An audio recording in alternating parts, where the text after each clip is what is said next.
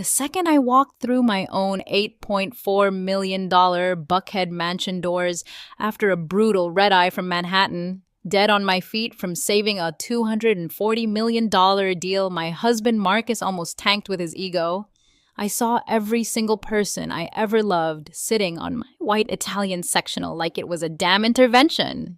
Marcus in the middle looking smug, my mother Carol clutching her pearls like a church lady, my 21-year-old son Jerome staring at me like I was the intruder, and my own blood sister Bryn, the same one whose rent I paid for 9 years straight, wearing my missing 4.5-carat Art Deco anniversary ring on her finger, while Marcus's hand rested on her thigh like he was claiming new property.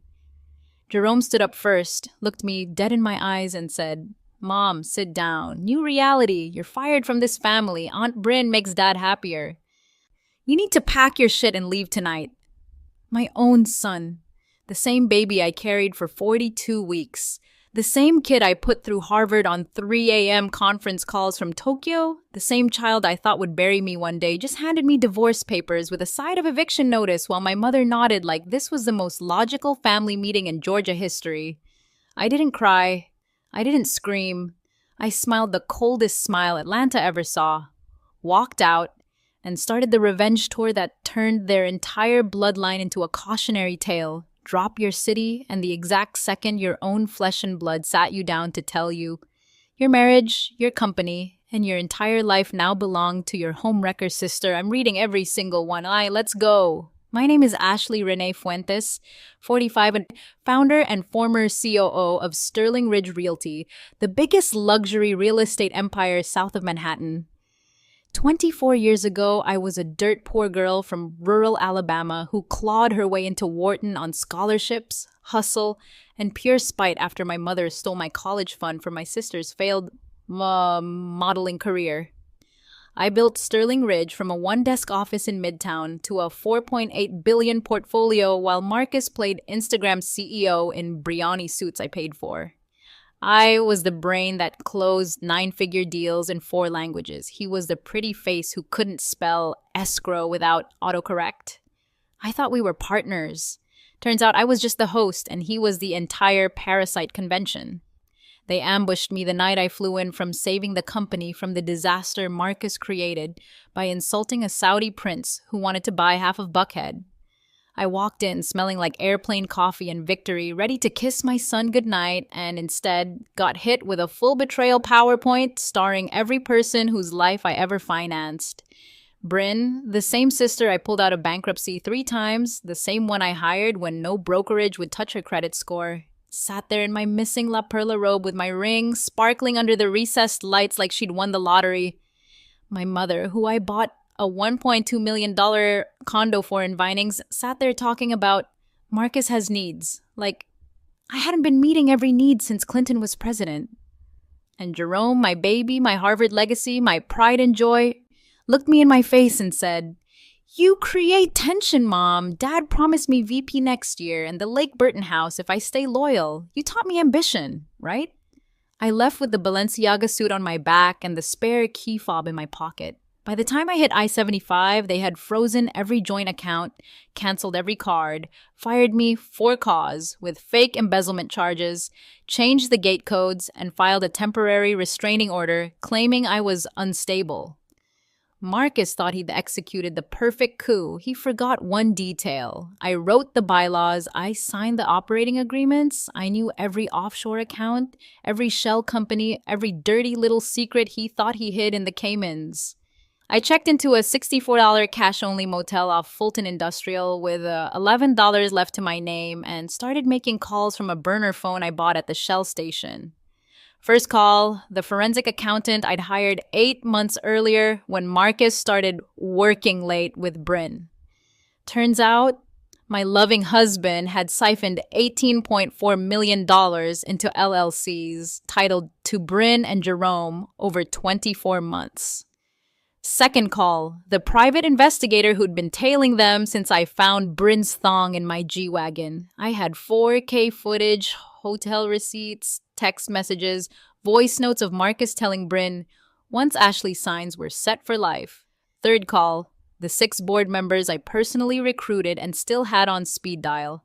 By sunrise, I had a war room in a downtown law firm that cost more per hour than Marcus made in a week of ribbon cuttings.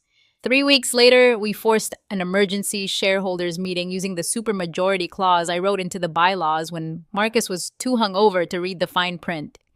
He strutted in thinking he had the votes locked, Bryn on his arm like a cheap trophy wife already. I dimmed the lights, hit play on the 165-inch screen, and dropped the nuke. 30-minute montage of Marcus and Bryn in our Aspen chalet, our Cayman condo, our G650, all paid for with embezzled funds, Jerome's name on trust documents that were never disclosed, my mother cashing 6-figure consulting checks while doing zero consulting.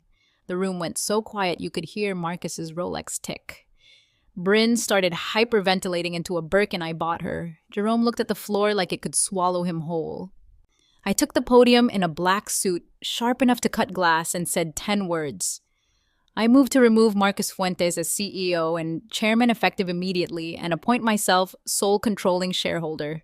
Vote was unanimous. Marcus got escorted out by security he used to high-five every morning. I took back my company, my shares, every property, every plane, every offshore account, plus treble damages for fraud.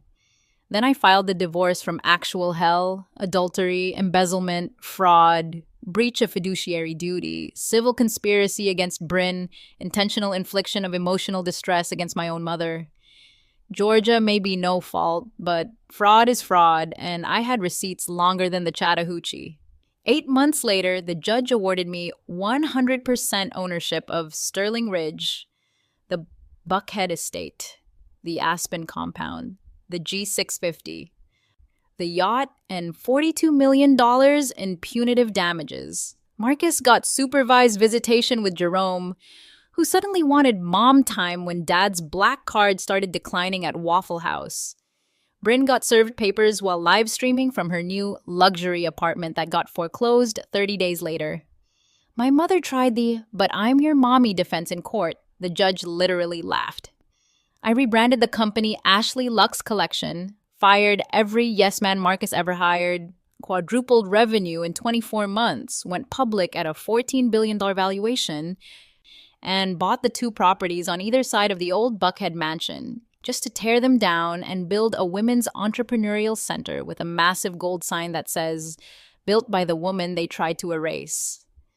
Now I wake up in a $22 million glass penthouse triplex in Midtown Atlanta that has my name only on every deed, dating a 6'6" retired NBA forward who calls me my queen, unironically, flying private to Paris for lunch because I can. And every quarter when the dividend checks hit 9 figures, I send Marcus, Bryn, Jerome, and Carol a group text that just says, "Still winning without y'all," with a photo of the Forbes cover that has my face and the headline, "The billionaire they tried to bury."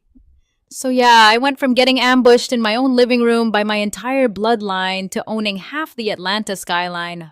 And every night when the city lights up beneath my penthouse, it looks like the universe saying, "Ashley, you never needed them. You just needed them gone so the world could see who the real boss always was."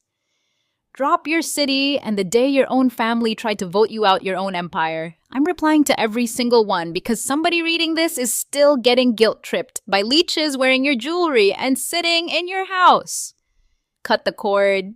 Take your power, burn the bridge, and build your throne so high they'll need oxygen to look up at you. Peace out. Stay unbothered in your penthouse. Stay making them watch from the curb they belong on forever. Love y'all. For real.